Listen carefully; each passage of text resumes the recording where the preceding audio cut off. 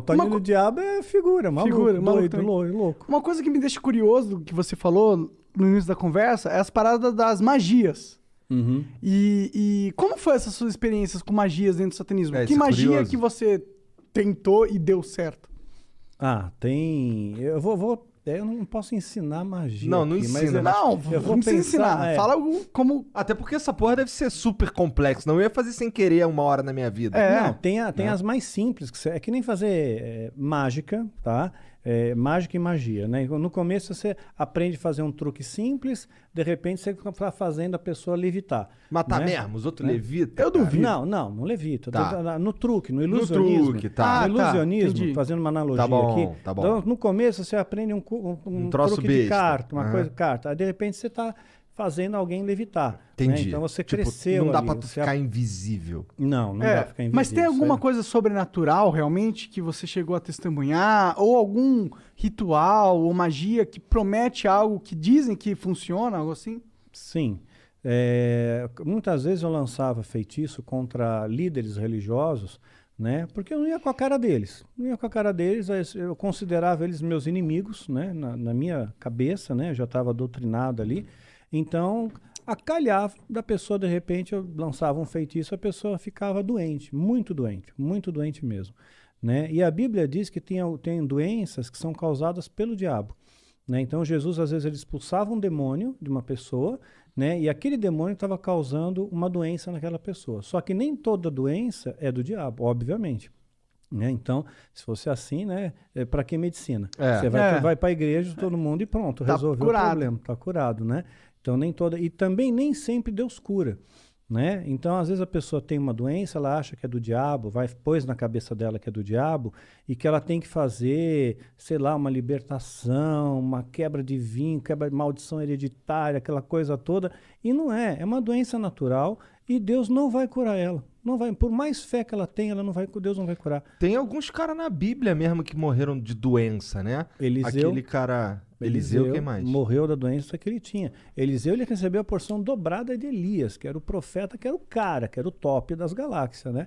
Que fez o sol parar. Né? Pois é. Então... Caralho, tá manjando, hein? Sua mãe contou muitas coisas. Pois é. Então, você vê quanta coisa que tem. Eu né? espero Então, que tenha sido Elias mesmo, não tenha falado merda. Então, Eliseu morreu da doença que ele tinha. O próprio Timóteo, Paulo escreve para Timóteo, olha, mistura um pouco de vinho na água aí, porque a água era muito alcalina, né? Por causa do teu estômago e das tuas múltiplas enfermidades. Então ele era um menino podre, ele tinha um monte de doença, né? Não foi curado. Um lenço de Paulo curava o enfermo, mas Paulo não pôde curar Timóteo, que ele considerava um filho, né? A Bíblia também fala de Trófimo, né? Paulo também fala, olha, deixei Trófimo doente lá em Mileto. Quer dizer, não curou Trófimo. Quer dizer, o cara já tem o nome de Trófimo. Imagina o bullying na escola. Né? E ainda continuou doente. Não adiantou Se fosse nada. a Trófimo, o cara ia ser o magrinho da galera. De atrofia, desculpa. Tentei. Só vamos lá, Daniel. Só continua aí falando. Desculpa aí. Foi mal, cancela o Monark. Baixo assinado, tira o Monark. Doenças causava doença, às vezes causava um acidente, poderia ser uma coincidência. Mas não tem nenhuma, claro, é exatamente esse o ponto. Não tem nada aqui assim que, tipo, mas é que realiza magia e você vê sobrenaturalidade instantânea na sua frente e olhos nus. Bom, olhos nus eu vi a presença de um demônio se materializando na minha frente, e eu estava sóbrio. Né? Duvido. Como é que é um demônio? Pois é, a ideia que nós temos de demônio, né, é chifre, escamas, né, rabinho, rabo, fogo, né, saindo pelos orifícios, né, o diabo todo vermelhão, né, saindo da sauna, assim. Que erótico. Pois é, né? Então, mas não, né, é um ser que parece, que aparecia para mim, o Abraxas, que apareceu para mim algumas vezes, ele tinha um formato semelhante, tá? Semelhante. Não consigo descrever isso aí em poucas palavras. Você tem filho, você deve ter assistido Como Treinar o Seu Dragão. Sabe o Banguela? Sei. Então, mais ou menos parecido com o Banguela. Parecido com o Banguela. Mas tinha um olhar assim, né? O olhar que pegava era um olhar muito profundo, era como se não tivesse olhos, era como se fosse um buraco, né? Fosse um buraco que te hipnotizava aquilo ali. né? Porra, E você tu não sentia ficou com uma... cagaço quando tu viu pela primeira vez, não? Não, eu fiquei orgulhoso, porque ele atendeu meu pedido, né? Porque eu invoquei, eu Cara, fiz a tu chamou o invocação, cara, meu? né? Eu fiz a invocação, né? E ele veio. Então, quer dizer, eu me senti muito orgulhoso, Dá muito pra tu fazer a prestigiado. invocação e ele não vir? Porque ele não tá afim? Poderia Pelo jeito. acontecer. Poderia Como que é uma acontecer. invocação de um demônio? Não precisa dar detalhe, mas tipo... É complexa, complexa. Tem bastante detalhe, bastante detalhe. E Quer dizer, muitos ritualzinho materiais, vai? Muitos materiais. Materiais raros? Alguns raros. Entendi. Alguns raros. Não sei. Então é um ritualzinho de pelo menos aí umas 3 horas, 4 horas. De Né? ritual rolando, não é de Rolando. preparação. Não, de ritual rolando para ter invocação em si. Entendi, caralho. E aí ele se materializa, tipo, ele só aparece? Ele falou alguma coisa com você? Tipo, dá pra encostar nele? Dá para encostar. São criaturas frias, geladas. Frio, completamente frio. E o que ele Mas falava? você vê, anjo se materializou na Bíblia. Anjo se materializou. Comeu, né? Anjos comeram na Bíblia, então estavam bem materializados. Né? Então, se os anjos, se demônios são anjos caídos, eles também podem se materializar, só que em circunstâncias ritualísticas. Por exemplo, um demônio não pode se materializar aqui. Né? Um anjo poderia, Deus poderia permitir que um anjo viesse aqui, mas um demônio não.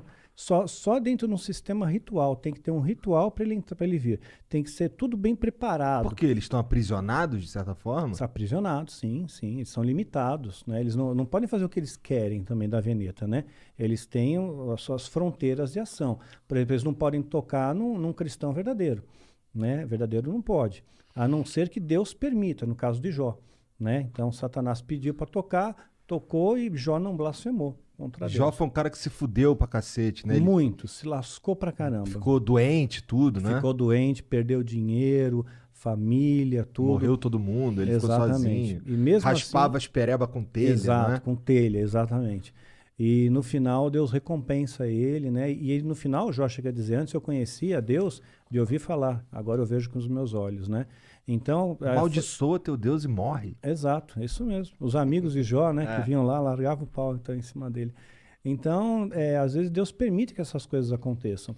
Então, teve gente que já falou para mim, falou, Daniel, perdeu teu filho, perdeu teu esposo, isso aí foi rechaçado pelo satanismo. Eu não vejo dessa maneira. Rechaçado em que sentido? O satanismo está me atacando com feitiço, com magia e causou esses efeitos, né? Mas eu não vejo assim. Não? Não, de forma alguma. Eu vejo assim como coisas que Deus permite, que as pessoas morrem no mundo, né? Isso acontece, né? Então as pessoas têm depressão, né? Então aconteceu, eu vejo como uma fatalidade. E mesmo se fosse no caso como Jó, né? Vamos supor que o demônio tivesse pedido permissão para Deus, olha, deixa eu tocar lá no Daniel, né? Porque vamos ver se realmente ele segura a onda, vamos ver se ele é cristão de verdade, vamos ver se ele não vai se rebelar contra Deus, né? Depois se eu tirar dele o que ele tem de mais precioso, né? Que era o meu filho, né? Principalmente, né? Então, tirou. Aí eu nunca me rebelei, nunca questionei a Deus, nunca...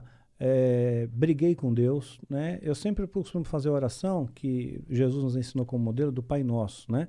E dentro dessa oração está escrito, olha, Pai, seja feita a tua vontade, assim na terra como no céu, né? E essa é a minha oração, seja feita a sua vontade, não é a minha, é a tua. Se a tua vontade é essa, que a minha esposa partisse naquele dia, dia 30 de maio, pronto, foi 30 de maio, é o dia que Deus escolheu.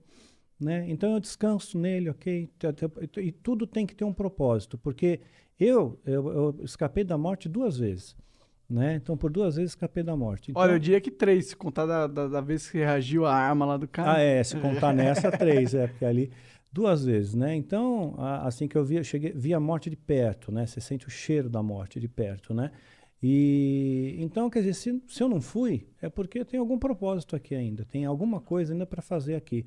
E quando terminar esse propósito, aí Deus me leva. Era alguma coisa ligada a esse assunto de satanismo e tal, que tu quase morreu, ou não tinha nada a ver? Não. Teve uma das ocasiões, por exemplo, foi no ano passado, né? Eu estava foi dia 30 de novembro do ano passado, ia entrar dezembro foi o mês que meu filho partiu, né, dia 22 de dezembro, então eu estava muito angustiado com aquele negócio, poxa, eu vou entrar dezembro, mais um Natal, mais um final de ano, aí eu tomei um monte de comprimido para dormir, eu só queria dormir, eu não quis matar, né, o interesse não era morrer, só que eu acabei aspirando e tive uma pneumonia aspirativa e entrei em coma profundo, né? Caralho. Pois é, fiquei 22 horas em coma profundo, entubado, acordei entubado no hospital, Caralho. assim. Então, ali Foi você dormir sente... na tua cama e acordou entubado. Acordei entubado. Né? E é muito horrível, meu, você acordar com um tubo na boca. Deve ser, cara. Não, Deve ser é inde- assustador em primeiro é lugar. indescritível, indescritível. É, porque até o momento eu acho que você tava só dormindo. Pois é, eu tava dormindo de boa, depois a gente se acorda, um tubo na boca, né? Um ambiente diferente, onde eu tô, quem sou eu, né? Que doideira. É. Mas, tá. Pra que tu chamou o Abraxas, cara? Então, eu queria testar o ritual de invocação. Porque se eu conseguisse que ele aparecesse, eu ganharia méritos dentro da Irmandade. Tinha alguém testemunhando ali? Não tinha. Não tinha, mas a minha palavra valia porque supostamente esse demônio validaria essa palavra, né, para o sumo sacerdote. Né? Então eu fiquei muito orgulhoso com aquilo.